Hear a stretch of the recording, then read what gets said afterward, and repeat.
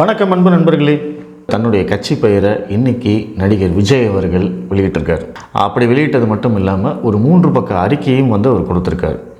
விஜய் அரசியலுக்கு வரப்போகிறாரு அப்படிங்கிறத இன்றைக்கி தான் முதல் தடவையாக சொல்கிறாரே தவிர அரசியலுக்கு வருவதற்கான முஸ்தீபு வேலைகள் அத்தனையுமே அவர் பண்ணிட்டு இருந்தார். பல வருஷமாக அவருக்கு அந்த அரசியல் ஆசை இருக்குது அப்படிங்கிறது ஒட்டுமொத்த தமிழ்நாட்டு மக்களுக்குமே தெரியும். தன்னுடைய அரசியல் ஆசையை தன்னுடைய படங்கள் மூலமாக, படங்களில் வைக்கக்கூடிய காட்சிகள் மூலமாக, அதில் இருக்கக்கூடிய குறியீடுகள் மூலமாக, ப்ளஸ் ஏழை எளிய மக்களுக்கான அந்த நிவாரணப் பொருட்களாகட்டும், இல்லை உதவி பொருட்களாகட்டும், மாணவ மாணவிகளுக்கு உதவி செய்கிறது, இந்த மாதிரியான நிறைய விஷயங்கள் மூலமாக நம்மளுக்கு தொடர்ந்து அதை உணர்த்திக்கிட்டே இருந்தார். விஜய் கண்டிப்பாக அரசியலுக்கு வருவார் அப்படிங்கிறது தான் எல்லாருமே சொல்லிகிட்டு இருந்தாங்க. ஆனால் அது எப்போ அப்படிங்கிற அந்த கேள்வி தான் எல்லார் மனசுலையும் இருந்தது. 2017 தான் பார்த்தீங்க அப்படின்னா அரசியலில் ஒரு வெற்றிடம் இருக்குது, அந்த வெற்றிடத்தை நிரப்ப நான் அரசியலுக்கு வரேன் அப்படின்னு சொல்லி திரு ரஜினிகாந்த் அவர்கள் சொன்னது உங்கள் எல்லாருக்குமே ஞாபகம் இருக்கும். அந்த அரசியல் வெற்றிடம் அப்படிங்கிறது தான் இங்கே எப்பவுமே முக்கியமானது. ஏன்னா ஜெயலலிதா மற்றும் கருணாநிதி இந்த 2 மாபெரும் தலைவர்கள் இருந்த வரைக்கும் பார்த்தீங்க அப்படின்னா தமிழ்நாட்டில் ஒரு 3வது சக்தியாக யாராலேயே எந்திரிக்கவே முடியல அப்படிங்கிறது தான் உண்மை. அப்படி யாராவது எழுந்து வந்தாலும் அவங்கள சாம பேத தான தண்ட முறைகளை பயன்படுத்தி அவங்கள அடியோடு ஒழிச்சு கட்டுற வேலையை இந்த திமுகவும் அதிமுகவும் செஞ்சாங்க. அதாவது ஜெயலலிதா அவர்களும் கருணாநிதி அவர்களும் செஞ்சாங்க. அவங்க போனதுக்கப்புறமா தான் ரஜினிகாந்த் அவர்கள் அந்த அரசியல் வெற்றிடம் அப்படிங்கிற வார்த்தையை பயன்படுத்தினார். இன்று விஜய் கொடுத்துருக்கிற அறிக்கையில் கூட பார்த்தீங்க அப்படின்னா அந்த அரசியல் வெற்றிடத்தை நிரப்பதற்கு தான் நானும் வரேன் அப்படிங்கிறத அவர் ஒரு சூசகமாக சொல்லியிருக்கார். இன்றைக்கி உண்மையிலேயே அரசியல் வெற்றிடம் இருக்கா? விஜயுடைய வரவால் யாருக்கு பாதிப்பு? அவர் வந்தால் ஜெயிக்க முடியுமா? விஜய் என்ன பண்ண போகிறாரு? 2026 தேர்தலில் அரசியல் சூழல் எப்படி இருக்குது? இந்த மாதிரியான நிறைய கேள்விகள் இருந்தாலுமே இன்றைக்கி பொறுத்த வரைக்கும் அவர் முதல்ல அரசியலுக்கு வரேன்னு சொல்லியிருக்காரு. வாங்க அப்படின்னு வாழ்த்தி வரவேற்போம். ப்ளஸ் அவருடைய அறிக்கையில் சொன்ன சில விஷயங்களை நம்ம டீகோட் பண்ணி என்ன சொல்லியிருக்காரு, எதற்காக சொல்லியிருக்காரு அப்படிங்கிறத நம்ம பார்ப்போம். அவருடைய கட்சி பேரே பார்த்திங்க அப்படின்னா தமிழக வெற்றி கழகம் அப்படின்னு சொல்லி ஆரம்பிச்சிருக்காரு. பொதுவாகவே பார்த்திங்கன்னா தமிழக அந்த முன்னேற்ற அப்படிங்கிற ஏதாவது ஒரு வார்த்தை கண்டிப்பாக வரும். உரிமை அப்படிங்கிற வார்த்தை வரலாம்.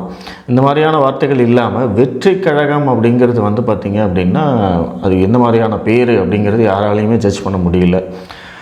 ஏன்னா நிறைய கட்சிகளுடைய பேர்லேயே பார்த்திங்க அப்படின்னா அவங்களுடைய சித்தாந்தம் சார்ந்த அடையாளங்கள் கண்டிப்பாக இருக்கும். பட் ஆனால் இவருடைய கட்சி பேரில் அந்த மாதிரி எதுவுமே இல்லை. தமிழக வெற்றி கழகம் அப்படிங்கிறது 3ஐயும் ஒன்றா சேர்த்துருக்காங்க. வெற்றிங்கிறது V for Vijay, V for வெற்றி அந்த மாதிரி நம்ம வச்சுக்கலாம். மற்றபடி எந்த ஒரு சித்தாந்தத்துக்குள்ளேயும் போகாமல் நான் எல்லாருக்கும் பொதுவானவன் அப்படிங்கிற அந்த அடையாளத்திலேயே நிற்கணும் அப்படிங்கிறது தான் விஜயோடைய எண்ணமாக இருக்கும்.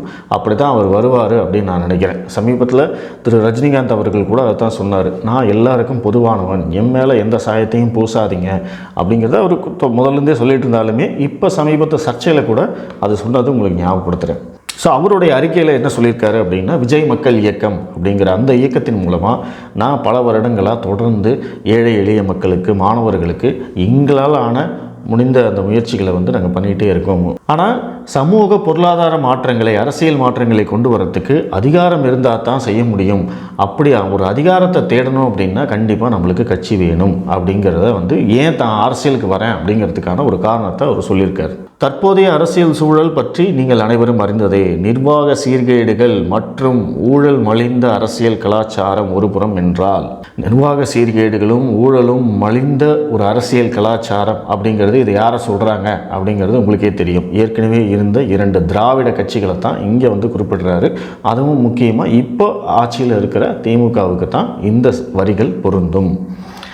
அடுத்தது பார்த்திங்க அப்படின்னா நம் மக்களை சாதி மத பேதங்கள் வாயிலாக பிளவுபடுத்த துடிக்கும் பிளவுவாத அரசியல் கலாச்சாரம் மறுபுறம். இந்த வரி யாருக்கு அப்படின்னா பாஜக அவங்கள பற்றி தான் இதை பேசுகிறாரு. தேசிய அரசியலுக்கும் ஒரு குத்து, இந்த பக்கம் மாநில அரசியலுக்கும் ஒரு குத்து. சாதி மத பேதங்கள் வாயிலாக பிளவுபடுத்தும் பிளவுவாத அரசியல். இப்போ இந்த வார்த்தையை ரொம்ப ரொம்ப தெளிவாக பயன்படுத்தியிருக்காங்க. பிரிவினைவாத அரசியல் அப்படிங்கிறத எந்த இடத்துலையும் இப்போ சொல்லலை. நார்மலாகவே அந்த பிரிவினைவாதம் அப்படிங்கிற வார்த்தை தான் பயன்படுத்துவாங்க. ஆனால் இவர் வந்து பிளவுவாத அரசியல் அப்படிங்கிற அந்த வார்த்தையை பயன்படுத்தியிருக்காரு. இன்று இரண்டு புறமும் நம் ஒற்றுமைக்கும் முன்னேற்றத்திற்குமான முட்டுக்கட்டைகள் நிறைந்துள்ளன. ஒரு தன்னலமற்ற, வெளிப்படையான, சாதி மத பேதமற்ற, தொலைநோக்கு சிந்தனை உடைய, லஞ்ச ஊழலற்ற, திறமையான நிர்வாகத்திற்கு வழிவகுக்கக்கூடிய அடிப்படை அரசியல் மாற்றத்திற்காக குறிப்பாக தமிழ்நாட்டில் உள்ள ஒவ்வொருவரும் இயங்கிக் கொண்டிருக்கிறார்கள் என்பது நிதர்சனமான உண்மை. எல்லாருமே அரசியல் மாற்றம் வேணும்னு சொல்கிறாங்க. அதுலேயும் குறிப்பாக தமிழ்நாட்டு மக்கள் அரசியல் மாற்றத்துக்காக இயங்கிட்டு இருக்காங்க. விஜய் அவர்களுடைய அறிக்கையில் இதை பற்றி சொல்லியிருக்காரு. உண்மை அதுதான். ஆக்சுவலாக வந்து அரசியல் மாற்றம் வேணும் அப்படிங்கிறது வந்து கிட்டத்தட்ட வந்து ஒரு தலைமுறை கனவு அப்படின்னே சொல்லலாம். எனக்கு நினைவு தெரிஞ்ச அரசியலை பற்றியெல்லாம் பேச ஆரம்பித்து படிக்க ஆரம்பித்ததுக்கப்புறம் பார்த்தீங்க அப்படின்னா, இந்த இரண்டு கழகங்களும் இல்லாமல் மூன்றாவதாக ஒருத்தர் வரணுங்க, அப்போ தாங்க நாடு உருப்படும்னு சொல்லாத ஒருத்தர் கூட கிடையாது தமிழ்நாட்டில். அதனால தான் அந்த மூன்றாவது சக்தி எப்பெல்லாம் வந்து முன்னாடி வருதோ அப்போல்லாம் வந்து நிறைய இந்த நடுநிலையாளர்கள், இந்த திராவிட கட்சிகளை வெறுக்கிறவங்க, அவங்கெல்லாம் தானாக முன்வந்து அந்த மூன்றாவது சக்திக்கு ஆதரவு கொடுத்தது தான் இங்கே வரலாறு. அதனால தான் இவங்க இந்த திராவிட கட்சிகள் பார்த்திங்கன்னா அந்த மூன்றாவது சக்தியை வரவே விடாமல் பண்ணாங்க. கேப்டன் விஜயகாந்த் வந்தபோது முதல் தடவையே பார்த்திங்க அப்படின்னா கிட்டத்தட்ட ஒரு 6-8% ஓட்டு வாங்கினாருன்னு நினைக்கிறேன். 8%ங்கிறது வந்து ஒரு மிகப்பெரிய விஷயம். அவருடைய ஒரு முகம் மட்டும்தான் தெரியும். ஆனால் அதை வச்சு அவர் 8% வாக்கு வாங்கினார் அப்படிங்கிறத விட அந்த 8% மக்களும் அந்த மாற்றத்திற்கான அரசியலுக்காகத்தான் அவருக்கு ஓட்டு போட்டாங்க அப்படிங்கிறது தான் முக்கியம். அதற்கு பிறகு பார்த்திங்க அப்படின்னா மறுபடியும் அவர் இந்த திராவிட அரசியலோடவே கலக்க வேண்டிய சூழ்நிலை வந்து ப்ளஸ் அவருடைய அந்த கட்சியுடைய நிலைமை இன்றைக்கி எப்படி இருக்குது அப்படிங்கிறது நம்மளுக்கு தெரியும். இதே மாதிரி தான் ஒவ்வொரு கட்சியும் இந்த மக்கள் நல கூட்டணி அப்படின்னு வந்தபோது பார்த்திங்க அப்படின்னா அதற்கும் வந்து ஒரு குறிப்பிட்ட சதவீத வாக்கு வங்கி ஆதரவு இருந்தது. ஓகேப்பா, இவங்க 2 பேரும் வேண்டாம், எல்லோரும் ஒன்றா சேர்ந்துருக்காங்க, இவங்களுக்கெல்லாம் ஓட்டு போடலாம் அப்படின்னு சொல்லி அவங்களுக்கும் தங்களுடைய ஆதரவை கொடுத்தாங்க. மூன்றாவதாக யாராவது ஒரு சக்தி வரமாட்டாங்களா, ஒரு கட்சி வராதா, இந்த கழகங்கள் இல்லாத தமிழ்நாடு நம்மளுக்கு கிடைக்காதா அப்படின்னு எல்லாரும் இயங்கிட்டு இருந்த சமயத்தில் தான் பார்த்தீங்க அப்படின்னா இப்போ 2024 தேர்தலில் 4 முனை போட்டி நடக்க போகுது. 2 ஆல்ரெடி 4 ஆயிடுச்சு. ஒன்று வந்து திமுக கூட்டணி, இன்னொன்று வந்து அதிமுக கூட்டணி, இன்னொன்று வந்து பாஜக கூட்டணி, ப்ளஸ் நாம் தமிழர் கட்சி தனியாக இருக்கார். எனக்கு தெரிஞ்ச வரைக்கும் பார்த்தீங்க அப்படின்னா 2026 தேர்தலும் சேம் சினாரியோ தான் இருக்க போகுது. ஏன்னா திமுக கூட்டணியை பொறுத்த வரைக்கும் பார்த்திங்கன்னா மறுபடியும் வந்து திராவிட மாடல் அரசு அப்படிங்கிற ஒரு பிரச்சாரத்தை நம்பி தான் அவங்களுடைய இதை முன்னெடுப்பாங்க. அதிமுக கூட்டணி வந்து பொறுத்த வரைக்கும் பார்த்திங்கன்னா எடப்பாடி பழனிசாமி தான் அடுத்த முதல்வர் அப்படிங்கிற அந்த பிரச்சாரத்தை அவங்க முன்னெடுப்பாங்க. பாஜகவை பொறுத்த வரைக்கும் அண்ணாமலை தான் முதல்வர் வேட்பாளர், நாங்கள் தமிழகத்தில் பாஜகவை ஆட்சியில் அமர்த்துவதே எங்களுடைய வேலை அப்படிங்கிற அந்த கோஷத்தோடு தான் வந்து தமிழ்நாடு முழுவதும் தொடர்ந்து சுற்றுப்பயணம் செஞ்சிட்ருக்காரு திரு அண்ணாமலை அவர்கள். ஸோ அங்கேயும் வந்து அண்ணாமலை அவர்கள் தான் முதல்வர் வேட்பாளர்.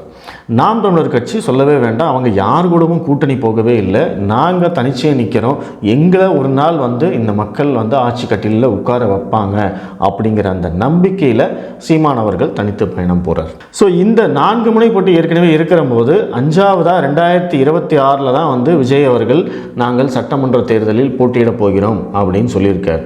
அப்போ அந்த 2026 வந்து பார்த்திங்கன்னா 5 முனையில் வந்து போட்டிகள் நடக்குமா அப்படிங்கிறது தான் வந்து அரசியல் நோக்கர்களுடைய கேள்வியாக இருக்கும். உண்மையிலேயே இதெல்லாம் நடக்குமா, இல்லை வரும்போதே வந்து ஒரு கூட்டணியோடு வருவாரா அப்படிங்கிற நிறைய கேள்விகள்லாம் இருக்குது. அதெல்லாம் நம்ம தொடர்ந்து பார்ப்போம். தொடர்ச்சியாக அவர் சொல்கிற மாதிரி வந்து இந்த ஊழலற்ற, நேர்மையான, வெளிப்படையான, சாதி மத பேதமற்ற, சமத்துவமான இப்படிங்கிற அந்த வார்த்தைகள் எல்லாம் பார்த்தீங்க அப்படின்னா எல்லா கட்சியோடைய அறிக்கையிலையும் வந்து இதெல்லாம் இருக்கும். ஆனால் இதெல்லாம் எப்படி செய்ய போகிறாங்க அப்படிங்கிறத தான் யாருமே சொல்ல மாட்டாங்க. உதாரணத்துக்கு பார்த்தீங்க அப்படின்னா நம்ம உதயநிதி ஸ்டாலின் வந்து சனாதனத்தை ஒழிப்போம் அப்படின்னு சொல்லுவார். சனாதனத்தை ஒழிப்போம்னு அவர் தான் வந்து முதல்ல சொன்னது கிடையாது. இதுக்கு முன்னாடி நிறைய பேர் சொல்லியிருக்காங்க. சரிப்பா, எப்படிப்பா ஒழிக்க போகிற அப்படின்னு நீங்கள் அடுத்த கேள்வி கேட்டு பாருங்களேன், அதுக்கு பதிலே வராது. அந்த மாதிரி தான் வந்து இந்த வார்த்தைகளும் ஒரு அலங்கார வார்த்தைகளாக மாறிப்போச்சு. அதுக்கப்புறம் எப்போவுமே வந்து தமிழக அரசியல் தலைவர்கள் வந்து கையில் எடுக்கக்கூடிய ஒரு விஷயம் வந்து பார்த்திங்க அப்படின்னா திருக்குறள். பிறப்போக்கும் எல்லா உயிருக்கும் அப்படிங்கிற அந்த திருக்குறள் வரியில் வந்து தன்னுடைய கட்சி பேருக்கு கீழேயே வந்து அதை போட்டிருந்தார். தமிழக வெற்றி கழகம் அப்படின்னு போட்டு கீழே வந்து பிறப்புக்கும் எல்லா உயிருக்கும் அப்படின்னு சொல்லுவாங்க. இந்த திருக்குறளை பொறுத்த வரைக்கும் பார்த்திங்க அப்படின்னா தமிழக அரசியல் கட்சி தலைவர்கள் அத்தனை பேருக்குமே இந்த ஒரு வரி மட்டும்தான் சொல்லுவாங்க, 2வது வரியை சொல்லவே மாட்டாங்க. பிறப்புக்கும் எல்லா உயிருக்கும் சிறப்புவா செய்தொழில் வேற்றுமையாம் அப்படிங்கிற அந்த 2வது வரியை சொல்லவே மாட்டாங்க. ஏன்னா முதல் வரியில் வந்து பிறப்புக்கும் எல்லா உயிருக்கும், பிறந்த உயிர்கள் அனைத்தும் சமம், கரெக்டு தான், உண்மை தான், ஆனால் அப்படின்னு வள்ளுவரே வந்து 2வது வரி எழுதியிருக்காரு. சிறப்பாவா செய்தொழில் வேற்றுமையாம் அப்படின்னு சொல்லிட்டு அதை இவங்க கணக்கிலேயே எடுத்துக்க மாட்டாங்க அப்படின்னு வச்சுக்கோங்களேன். அதுக்கு வந்து விஜயும் விதிவிலக்கு இல்லை. அவரும் வந்து அதே ஒரு வரியை சொல்லி சாதி மத பேதமற்ற சமத்துவமான அப்படிங்கிற அந்த ஒரு அலங்கார வார்த்தைகளை பயன்படுத்துறதுக்கு மட்டும்தான் இது உபயோகப்படும் அப்படிங்கிறது என்னுடைய எண்ணம். ஸோ 2026 தான் நாங்கள் வந்து சட்டமன்ற தேர்தலில் போட்டியிட போகிறோம்.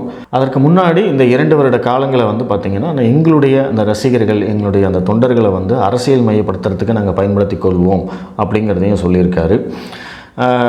இந்த 2024 நாடாளுமன்ற தேர்தல் முடிந்ததுக்கு பிறகு எங்களுடைய கட்சியுடைய கொள்கைகள், கொடி, சின்னம், கோட்பாடுகள் இது எல்லாத்தையும் நாங்கள் அப்போ சொல்கிறோம் அப்படிங்கிறதையும் சேர்த்து சொல்லியிருக்காரு. ஏன்னா நம்ம ஆளுங்க உடனடியாக அதைத்தானே கேட்பானுங்க, உன் கட்சியோட கொள்கை என்ன, கோட்பாடு என்ன, நீ என்ன சித்தாந்தத்தை பேஸ் பண்ணி வர அப்படிங்கிறது தானே நம்மளாலே கேட்பாங்க. அதனால் அதுக்கு முன்னாடியே அவர் பதில் சொல்லிட்டார். அதே மாதிரி 2024 நாடாளுமன்ற தேர்தலில் நாங்கள் போட்டியிட போவதில்லை, அதே போல் எந்த ஒரு கட்சிக்கும் நாங்கள் ஆதரவு கொடுக்க போவதும் இல்லை அப்படிங்கிறதையும் ரொம்ப தெளிவாக சொல்லியிருக்காரு. அரசியல் வந்து தொழில் கிடையாதுங்க, அது வந்து ஒரு புனிதமான பணி அப்படிங்கிற இந்த டயலாக் நீங்கள் எங்கேயோ கேட்ட மாதிரி இருக்குது அப்படின்னு நீங்கள் யோசிச்சிங்க அப்படின்னா தலைவருடைய அண்ணாமலை படத்தை வந்து நீங்கள் வந்து போட்டு பார்க்கணும். அதில் தான் வந்து அரசியலுங்கிறது ஒரு தொழில் கிடையாது, அது வந்து புனிதமான மக்களுக்கு செய்யக்கூடிய சேவை அப்படிங்கிற அந்த டயலாக்கை வந்து அண்ணாமலை படத்தில் ரஜினி அவர்கள் பேசியிருப்பார். அதே டயலாக்கை தான் வந்து இங்கே விஜய் அவர்கள் சொல்லியிருக்காரு அப்படிங்கிறதையும் நம்ம இங்கே ஞாபகப்படுத்த விரும்புகிறேன். அதனால் இவர் என்ன சொல்லியிருக்காரு அப்படின்னா, இல்லை நான் வந்து நடிச்சிட்ருக்கேன், இன்னொரு படம் நான் வந்து கமிட் ஆகியிருக்கேன், அந்த படத்தை முடித்ததுக்கப்புறமா நான் முழு நேர அரசியல்வாதியாக மாறிடுவேன், நான் நடிக்கிறதுக்கு போக மாட்டேன் அப்படிங்கிற அந்த ஒரு துணிச்சலான முடிவையும் எடுத்திருக்காரு. இந்த முடிவுக்காக கண்டிப்பாக நம்ம விஜய் அவர்களை பாராட்டி தான் ஆகணும். ஏன்னா இன்றைக்கி இருக்கிற தேதிக்கு வந்து பார்த்திங்கன்னா விஜய் அவர்களுக்கு வந்து ஒரு 100 150 கோடி ரூபா வரைக்கும் கூட சம்பளம் கொடுக்குறதா சொல்கிறாங்க. அது எந்தளவுக்கு உண்மை அப்படிங்கிறது நம்மளுக்கு தெரியாது. அவருடைய கேரியர் இப்போ தான் ஒரு 50 வயசு தான் ஆகுது அவருக்கு. அவருடைய கேரியருக்கு வந்து பார்த்திங்கன்னா இன்னொரு 5 to 10 வருஷம் ஸ்ட்ராங்காக இருக்குது.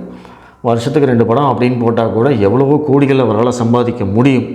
அதை விட்டுட்டு அவர் வந்து அரசியலுக்கு வரேன், நான் முழு நேர அரசியல்வாதியாக இருப்பேன் அப்படிங்கிற அந்த ஒரு முடிவு எடுத்திருக்காரு அப்படின்னா அவருடைய துணிச்சலை நம்ம பாராட்டுவோம்.